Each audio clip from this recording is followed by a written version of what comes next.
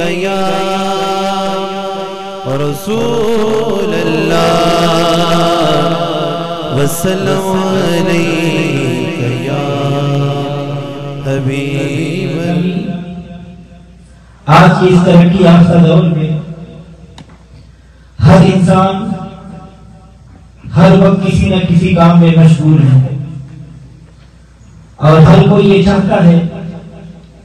کہ اللہ تبارک و تعالیٰ میری کاروبار کو وسیع اور عزیز کر دے۔ آج ہر کوئی اپنے اپنے کام میں مصروف ہے، لیکن ہر کام میں انسان کو بہت ساری سخت مشکلات سے بھی گزرنا پڑتا ہے۔ لیکن نہ جانے کچھ لوگ عقل مند ہوتے ہوئے بھی بعض اوقات کاروباری پریشانی میں ایسے ایسے ناشکری والے الفاظ بولتے ہیں کہ جن سے معلوم ہوتا ہے کہ ان کو اپنے رب کی رحمت سے نا امیدی ہے۔ اور ایک مسلمان ہوتے ہوئے اس کا یہ فرض ہے کہ یہ ہر حال میں جیسے بھی زندگی گزار رہا ہو، امیر ہو یا غریبی ہو، لیکن اپنے رب کا شکر ضرور کرے۔ کبھی بھی پریشانی کی حالت میں اپنے رب کی ناشکری نہ کرو، کیونکہ اللہ تبارک و تعالیٰ نے قرآن مجید میں اپنے محبوب صلی اللہ علیہ وسلم کی امتوں کو یہ حکم فرمایا کہ اے محبوب قل یا عبادی الذین اسرفوا علی انفسہم لا تقنطوا من رحمت اللہ ان اللہ یغفر الذنوب جمیعا انہ هو الغفور الرحیم۔ اے محبوب تم فرما دو کہ اے میرے وہ بندو جنہوں نے اپنے جانوں پر زیادتی کی، اللہ کی رحمت سے نا امید نہ ہو، بے شک اللہ تعالیٰ سب گناہ بخش دیتا ہے، بے شک وہ بخشنے والا اور مہربان ہے۔ تو حضرات گرامی، اللہ تبارک و تعالیٰ نے اس آیت مبارکہ میں ان لوگوں کو ارشاد فرمایا جو اللہ کی رحمت سے نا امید ہو جاتے ہیں اور پریشانی مصیبت کی حالت میں اللہ رب العزت کی ناشکری کرتے ہیں، لیکن اللہ تبارک و تعالیٰ نے ان سے فرماتا ہے کہ اگر کوئی تم سے گناہ سرزد ہو جائے تو تم پھر بھی میری رحمت سے نا امید نہ ہونا، کیونکہ اللہ تعالیٰ بخشنے والا اور رحم کرنے والا ہے۔ اور اللہ تبارک و تعالیٰ اپنے محبوب صلی اللہ علیہ وسلم کے صدقے طفیل تمام مسلمانوں کے لیے حاجات کو پورا فرما دیتا ہے، لیکن کوئی بھی انسان یہ بات ہرگز اپنی زبان اور دل میں نہ لائے کہ بس میں بڑا غریب ہو گیا، شاید اللہ تعالیٰ میری نہیں سنے گا۔ نادا اللہ رب العزت نے جگہ جگہ قرآن پاک میں ارشاد فرمایا کہ نبی عبادی انی انا غفور الرحیم، کہ خبر دو میرے بندوں کو، بتا دو میرے بندوں کو کہ بے شک میں ہی بخشنے والا مہربان ہوں۔ تو حضرات گرامی، اللہ کی رحمت سے ہرگز نا امید نہ ہونا، کیونکہ اللہ تبارک و تعالیٰ کا جب دریائے رحمت جوش میں آ جائے تو اللہ تعالیٰ بڑے بڑے کبیرہ گناہ کرنے والوں کو بھی مغفرت فرما دیتا ہے، بخشش فرما دیتا ہے۔ تو حضرات گرامی، یہ اللہ تبارک و تعالیٰ کی مرضی ہے کہ وہ جسے چاہے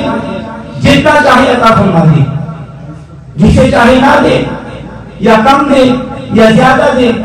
یہ اس خالق و مالک کی مرضی ہے۔ اس میں بندہ تو صرف اللہ تعالیٰ کی بارگاہ میں دعا ہی کر سکتا ہے، اور ہر وقت اسے چاہیے کہ وہ اپنے رب کا ہر حال میں شکر ادا کرتا رہے۔ رب کعبہ کی قسم، اگر بندہ اللہ اور اس کے پیارے محبوب صلی اللہ علیہ وسلم کی اطاعت اور فرما برداری میں زندگی گزارے تو اللہ تبارک و تعالیٰ کسی چیز کی کمی نہیں آنے دے گا، کیونکہ اللہ تبارک و تعالیٰ اپنے محبوب کے صدقے ساری کائنات میں بسنے والوں کی تمام نیک حاجات کو قبول فرماتا ہے، پورا فرما دیتا ہے، کیونکہ اللہ کے حبیب صلی اللہ علیہ وسلم کبھی یہ نہیں چاہیں گے کہ میرا امتی ہو اور پریشان ہو، میرا امتی ہو اور مصیبت میں ہو، کیونکہ آتا ہے فقیروں پہ انہیں پیار کچھ ایسا، آتا ہے فقیروں پہ انہیں پیار کچھ ایسا، خود بھیگ دے اور خود کہے کہ منگتے کا بھلا ہو۔ تو حضرات گرامی، اللہ سب کچھ عطا فرماتا ہے، اللہ تعالیٰ کے یہاں کمی نہیں، مگر لینے والے کا کشکول چھوٹا ہے۔ اللہ تعالیٰ نے قرآن پاک میں ارشاد فرمایا من يتق الله يجعل له مخرجا ويرزقه من حيث لا يحتسب. یعنی اللہ سے ڈرتے رہنے والوں کو خدا خود مفلسی دیتا ہے اور پھر اسے ایسی جگہ سے رزق دیتا ہے جہاں سے اس کا وہم و گمان بھی نہیں ہوتا. اور حضرت عبداللہ بن مسعود رضی اللہ عنہ فرماتے ہیں کہ کتاب اللہ میں یہ سب سے عظمت والی آیت مبارکہ ہے. تو حضرات گرامی، اللہ تعالیٰ نے تو اس آیت مبارکہ میں ان لوگوں کی پریشانیوں کا حل فرما دیا جو رزق کے لیے پریشان حال ہے. اللہ رب العزت فرماتا ہے کہ اللہ سے ڈرتے رہو، نیک عمل کرو، تو اللہ تبارک و تعالیٰ تمہیں ایسی جگہ سے رزق عطا فرمائے گا جو جگہ پہلے تمہارے وہم و گمان میں بھی نہ ہو. ہمیشہ ہر وقت اللہ تعالیٰ کا شکریہ ادا کرتا رہنا چاہیے اور اللہ تعالیٰ کی رحمت سے نا امید نہیں ہونا چاہیے. اللہ تبارک و تعالیٰ قرآن پاک میں ارشاد فرماتا ہے وَالَّذِينَ كَفَرُوا بِآيَاتِ اللَّهِ وَلِقَائِهِ أُولَٰئِكَ يَئِسُوا مِنْ رَحْمَتِي وَأُولَٰئِكَ لَهُمْ عَذَابٌ عَلِيمٌ. وہ لوگ جنہوں نے اللہ کی آیات اور ان کی ملاقات کا انکار کیا وہ میری رحمت سے نا امید ہو گئے اور ان کے لیے دردناک عذاب ہے. توجہ چاہوں گا، پچھلی آیت میں اللہ تعالیٰ نے فرمایا لا تقنطوا من رحمت اللہ، کہ میری رحمت سے نا امید نہ ہونا، کیونکہ اللہ تعالیٰ کی رحمت سے نا امید ہونا یہ کفار کا شیوہ ہے، یہ کفار کا طریقہ ہے. اسی لیے اللہ تعالیٰ نے قرآن پاک میں واضح طور پر اعلان فرما دیا کہ جو میری رحمت سے نا امیدی رکھے گا اس کے لیے دردناک عذاب تیار کر رکھا ہے. تو حضرات گرامی، ایسے دردناک عذاب الہی سے اگر محفوظ رہنا چاہتے ہو تو ہمیشہ اللہ تبارک و تعالیٰ کا شکر بجا لو، کبھی بھی ناشکری نہ کرو اور ہر وقت اللہ کی رحمت کے امیدوار بنے رہو تاکہ اللہ تبارک و تعالیٰ تم پر رحم فرمائے. تو حضرات گرامی، یہ بات روز روشن کی طرح حضرات کے سامنے واضح کر دی گئی کہ اللہ تعالیٰ نے انسان کو نا امیدی سے منع فرمایا ہے. اللہ تعالیٰ نے ہر ایک کو اپنی رحمت کا امیدوار بنا لیا کہ میرے کرم و مغفرت کی امید رکھو کیونکہ میری رحمت بہت وسیع ہے. اور امام غزالی رحمۃ اللہ علیہ نے لکھا کہ ایک دفعہ ہمارے نبی صلی اللہ علیہ وسلم مسجد میں تشریف فرما تھے. اچانک ایک پرندہ آ کر دیوار پر بیٹھ گیا اور اس کی چونچ میں ایک رائی دانے کے برابر مٹی تھی. تو وہ پرندہ دیوار پر بیٹھ کر چیخنے لگا اور ساتھ ہی حضور صلی اللہ علیہ وسلم اس کے چیخنے پر مسکرانے لگے. تو صحابہ اکرام نے آپ صلی اللہ علیہ وسلم سے مسکرانے کی وجہ دریافت کی. تو آپ صلی اللہ علیہ وسلم نے ارشاد فرمایا کہ اے میرے صحابہ، یہ پرندہ کہتا ہے کہ جس طرح میں بحر کلثوم کو اس مٹی سے میلا نہیں کر سکتا، اسی طرح آپ کی امت کے گناہ اللہ کی رحمت کو متغیر نہیں کر سکے گا، کیونکہ اللہ تعالیٰ کی رحمت سمندروں سے بہت وسیع ہے اور اللہ تعالیٰ کے نزدیک گناہ اس مٹی سے بہت زیادہ کم ہے. تو حضرت ابو ہریرہ رضی اللہ عنہ سے روایت ہے کہ رسول اللہ صلی اللہ علیہ وسلم مبارک نے ارشاد فرمایا کہ اللہ تعالیٰ نے اپنی رحمت کے سب حصے بنائے ہیں اور 99 حصے اللہ تعالیٰ نے اپنے پاس رکھ لیے ہیں اور ایک حصہ زمین پر نازل فرما دیے کہ اس ایک حصے کی برکت یہ ہے کہ مخلوق آپس میں ایک دوسرے پر رحم کرتی ہے. یہاں تک کہ گھوڑا اپنے بچے سے اپنا قدم اٹھا لیتا ہے کہ کہیں میرے قدم کی وجہ سے میرے بچے کو کسی قسم کی تکلیف نہ پہنچے اور میری جانب سے میرے بچے کو کوئی اذیت نہ پہنچے. تو حضرات گرامی، اللہ تعالیٰ نے لا تقنطوا من رحمتی نہیں فرمایا بلکہ من رحمت اللہ فرمایا. اور اللہ خدا کا سب سے بڑا نام ہے اور رحمت کو سب سے بڑے نام کی طرف عناف کیا. مطلب یہ ہے کہ تم پر اس کی سب سے بڑی رحمت نازل ہو گئی. تو اس پر ایک حدیث مبارکہ سنیں، توجہ چاہوں گا. اللہ تبارک و تعالیٰ نے اپنے محبوب صلی اللہ علیہ وسلم کی امت کو پچھلی تمام انبیاء کی امتوں سے افضل فرمایا اور قیامت کے دن حضور صلی اللہ علیہ وسلم کی امت کا حشر 3 طریقہ سے ہوگا. امت کی پہلی قسم وہ ہوگی جو بغیر حساب کی جنت میں داخل ہوگی. دوسری قسم وہ ہوگی جو بالکل آسان حساب کے بعد جنت میں داخل ہوگی، اور تیسری قسم امت کی وہ ہوگی جو اپنے پہاڑوں جیسے گناہ اٹھائے ہوئے ہوگی، اور اللہ تبارک و تعالیٰ جانتے ہوئے بھی فرشتوں سے پوچھے گا اے میرے فرشتوں یہ کون لوگ ہیں؟ تو اس پر فرشتے عرض کریں گے یا اللہ یہ تیرے ہی بندے ہیں اور یہ تیری ہی عبادت کرتے تھے اور تیرے ساتھ کسی کو شریک نہیں ٹھہراتے تھے۔ تو اللہ تبارک و تعالیٰ فرمائے گا کہ ان کے تمام گناہ یہودیوں اور عیسائیوں پر لاد دو اور ان سب کو میری رحمت سے جنت میں داخل فرما دو۔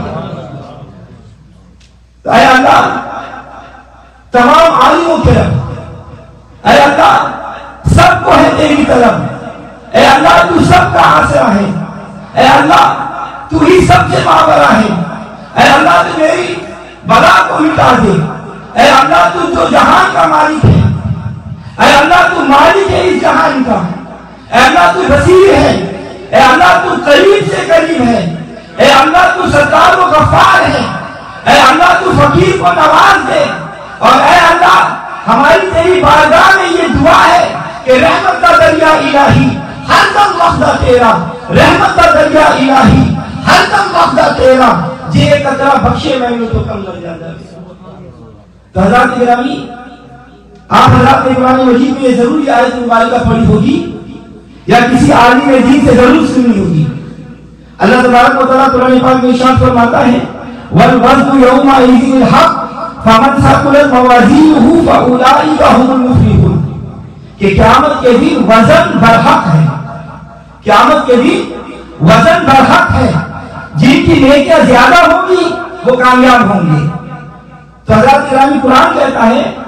کہ اعمال کا حساب ضرور ہوگا، جس کے اعمال صالحہ زیادہ ہوں گی وہ کامیاب ہوگا۔ لیکن اے ہمارے رب ہم بہت گنہگار ہیں، اے ہمارے رب ہم بہت سیاہکار ہیں، اے ہمارے رب ہمارے پاس نہ نماز ہے نہ روزہ، اے ہمارے رب ہمارے پاس نہ حج ہے نہ زکات، اے ہمارے رب ہمارے پاس نہ خیرات ہے نہ صدقات، اے ہمارے رب نہ ہی کوئی نیک عمل ہمارے پاس ہے۔ اے اللہ بس ہم تجھ سے اور تیرے پیارے محبوب صلی اللہ علیہ وسلم سے بے حد محبت کرنے والے ہیں۔ یا اللہ تجھے تیرے پیارے محبوب کا واسطہ پیش کرتے ہیں، یا اللہ تو ہماری گناہوں کو بخش دے اور ہماری دنیا و آخرت کی زندگی کو ہمارے لیے بہتر فرما دے، اور ہمارے پاس تیرا اور تیرے محبوب کا آسرا ہے۔ تصور مان کر دل میں تمہارا یا رسول اللہ، تصور مان کر دل میں تمہارا یا رسول اللہ، خدا کا کر لیا نظارہ ہم نے یا رسول اللہ، لگا دو پار کشتی کو ہماری یا رسول اللہ، لگا دو پار کشتی کو ہماری یا رسول اللہ، بڑی مشکل میں ہوں تجھ کو پکارا یا رسول اللہ، غریبم یا رسول اللہ غریبم، ندارم جس جہاں جس تو حبیبم، ندارم جس جہاں تو حبیبم، گنہگارم والے کی خوش نصیبم۔ حضرات گرامی علامہ زرقانی نے لکھا ہے کہ رسول اللہ صلی اللہ علیہ وسلم نے معراج کیا، اللہ تبارک و تعالیٰ کی بارگاہ میں عرض کیا یا اللہ تو نے بعض امتوں کو عذاب میں ڈالا اور بعض کو پتھر مار کر ہلاک کر دیا، اور قوم لوط کو تو نے زمین میں دھسا دیا، اور قارون اور بعض کی تو نے شکل مسیح کر دی جیسے بنی اسرائیل کی ایک کرو، پر اے اللہ آج یہ بیان فرما کہ تو میری امت کے ساتھ کیا سلوک کرے گا۔ تو اس پر اللہ تبارک و تعالیٰ نے ارشاد فرمایا کہ انزل علیہم الرحمۃ وابدل سیئاتہم حسنات، اے محبوب میں ان پر رحمت نازل کروں گا اور ان کے گناہوں کو نیکیوں میں تبدیل کر دوں گا۔ اللہ اکبر۔ حضرات گرامی اللہ تبارک و تعالیٰ کو اپنے محبوب صلی اللہ علیہ وسلم کی امت کا کتنا خیال ہے کہ خود فرما رہا ہے کہ اے میرے حبیب میں تیری امت پر رحمتیں نازل کروں گا اور تیری گنہگار امت کے گناہوں کو مٹا دوں گا،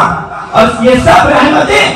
یہ سب برکتیں، یہ سب سعادتیں ہم غلاموں کو حضور نبی کریم صلی اللہ علیہ وسلم کے صدقے اللہ تبارک و تعالیٰ نے عطا فرمایا ہے۔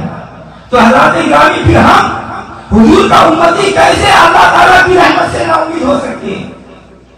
کیونکہ اللہ تعالیٰ خود ارشاد فرما رہا ہے کہ میں تیری امت پر رحمتیں نازل کروں گا، اور حضرت سبحان رضی اللہ تعالیٰ فرماتے ہیں کہا جاتا ہے خبردار ہو جاؤ کہ میری رحمت اس میرے بندے پر ہے، پھر جبریل علیہ السلام کہتے ہیں کہ خدا کی رحمت فلاں بندے پر ہے، اور پھر یہی بات عرش کے اٹھانے والے فرشتے کہتے ہیں، اور پھر وہ فرشتے بھی کہنا شروع کر دیتے ہیں جو ان کے قریب ہوتے ہیں، یہاں تک کہ ساتوں آسمان کے فرشتے یہی کہتے ہیں، اور پھر رحمت اس شخص کے لیے زمین پر اترتی ہے۔ اور اللہ تبارک و تعالیٰ قرآن پاک میں ارشاد فرماتا ہے وَرَحْمَتُ رَبِّكَ خَيْرٌ مِّمَّا يَجْمَعُونَ، اور تیرے رب کی رحمت اس سے بہتر ہے جو وہ جمع کرتے ہیں۔ تو اللہ توجہ چاہوں گا، موت کے وقت بھی اللہ تعالیٰ کی رحمت مومن کے ساتھ شامل ہو کر اسے سہارا دیتی ہے، جیسا کہ حدیث مبارکہ میں آیا ہے۔ حضرت عبادہ بن صامت رضی اللہ عنہ سے روایت ہے کہ رسول اللہ صلی اللہ علیہ وسلم نے فرمایا کہ جو شخص اپنی وفات سے 1 سال پہلے توبہ کر لے تو اللہ تعالیٰ اس کی توبہ قبول فرما لیتا ہے۔ پھر آپ صلی اللہ علیہ وسلم نے فرمایا کہ 1 سال تو بہت زیادہ ہے، جو وفات سے 1 مہینہ پہلے توبہ کر لے تو اس کی توبہ اللہ قبول فرما لیتا ہے۔ پھر حضور صلی اللہ علیہ وسلم نے فرمایا کہ 1 مہینہ بھی زیادہ ہے، جو شخص اپنی وفات سے 1 جمعہ پہلے توبہ کر لے تو اللہ تعالیٰ اس کی توبہ قبول فرما لیتا ہے، یعنی 1 ہفتہ پہلے۔ پھر آپ صلی اللہ علیہ وسلم نے فرمایا کہ 1 ہفتہ بھی بہت زیادہ ہے، جو بندہ اپنی وفات سے 1 دن پہلے توبہ کر لے اللہ تعالیٰ اس کی توبہ کو قبول فرما دیتا ہے۔ پھر آپ صلی اللہ علیہ وسلم کی ذریعہ رحمت جوش میں آیا، آپ صلی اللہ علیہ وسلم نے فرمایا 1 دن بھی زیادہ ہے، جو گھر گیا تاری ہونے سے پہلے توبہ کر لے اللہ تعالیٰ اس کی بھی توبہ قبول فرما لیتا ہے۔ رحمت کا ذریعہ الہی ہر دم بخدا تیرا، جے قطرہ بخشے میں تو کم بن جاتا۔ حضرت ابو ہریرہ رضی اللہ عنہ سے روایت ہے کہ نبی صلی اللہ علیہ وسلم نے فرمایا کہ ایک شخص نے زندگی میں کوئی نیک عمل نہیں کیا، اور اس نے موت کے وقت اپنے بیٹے کو یہ کہا، وصیت کی کہ جب میں مر جاؤں تو مجھے جلا کر میری رات کے 2 حصہ کر دینا، ایک حصہ کو زمین پر ڈال دینا اور دوسرے حصے کو سمندر میں ڈال دینا۔ اس لیے اللہ کی قسم اگر اللہ مجھ پر قادر ہو گیا تو مجھے ایسی سزا دے گا کہ عالمین میں ایسی سزا شاید کسی کو نہ دے۔ پس اس کی موت کے بعد اس کے اولاد نے ان کی وصیت پر عمل کیا، اور اللہ تعالیٰ نے بیت المال کو اس شخص کی رات کے اجزاء جمع کرنے کا حکم دیا۔ پھر اللہ تبارک و تعالیٰ نے اسے پوچھا کہ اے میرے بندے تو نے ایسا کیوں کیا؟ تو انہوں نے عرض کیا یا اللہ صرف تیری خوف کی وجہ سے میں نے یہ سب کچھ کیا، کیونکہ تو سب کچھ جانتا ہے۔ بس اس کا جواب سنتے ہی اللہ تعالیٰ کا ذریعہ رحمت جوش میں آ گیا، تو اللہ تبارک و تعالیٰ نے اس کے تمام گناہ کو معاف فرما دیا۔ اللہ اکبر۔ حضرت گرامی، حضرت انس بن مالک رضی اللہ عنہ سے روایت ہے کہ رسول اللہ صلی اللہ علیہ وسلم نے فرمایا کہ قیامت کے دن اللہ تعالیٰ 3 آدمیوں کے دفتر نکالے گا، ایک نیک اعمال کا، دوسرا گناہوں کا، اور تیسرا اپنی نعمتوں کا جو اس نے اپنے بندے کو دی ہوگی۔ اللہ تعالیٰ اپنی سب سے چھوٹی نعمت سے فرمائے گا کہ نیک اعمال سے اپنا حصہ لے لے، ایک نعمت تو سارے نیک اعمال میں لے لیے اور عرض کریں گے اللہ باقی تو گناہ رہ گئے ہیں، تو اس پر اللہ تعالیٰ اپنے بندے پر رحم فرمانے کا ارادہ کرے گا اور فرمائے گا کہ اے میرے بندے میں نے تیری نیکیوں کو دگنا کر دیا اور تیرے گناہ سے درگزر کیا اور اپنی نعمتیں تجھ پر عطا کر دی۔ اور حضرت معاذ بن جبل رضی اللہ عنہ سے روایت ہے کہ رسول اللہ صلی اللہ علیہ وسلم نے فرمایا کہ اگر تم چاہو تو میں تمہیں بتاؤں کہ قیامت کے روز اللہ تعالیٰ سب سے پہلے مومن بندے سے کیا فرمائے گا، وہ سب سے پہلے کیا کہیں گے؟ تو صحابہ اکرام نے عرض کیا ہاں یا رسول اللہ۔ آپ صلی اللہ علیہ وسلم نے فرمایا کہ خدا مومنوں سے فرمائے گا کیا تم میری ملاقات کو پسند کرتے ہو؟ تو وہ عرض کریں گے ہاں یا اللہ۔ تو اللہ تعالیٰ فرمائے گا اس کی کیا وجہ ہے؟ تو وہ عرض کریں گے کہ یا اللہ تیری عفو و فضل اور رحمت کی امید ہے۔ تو پھر اللہ تعالیٰ فرمائے گا کہ میں نے اپنی رحمت کی اوپر واجب کر دی، رحمت کا ذریعہ الہی ہر دم بخدا تیرا، جے قطرہ بخشے میں تو کم بن جاتا۔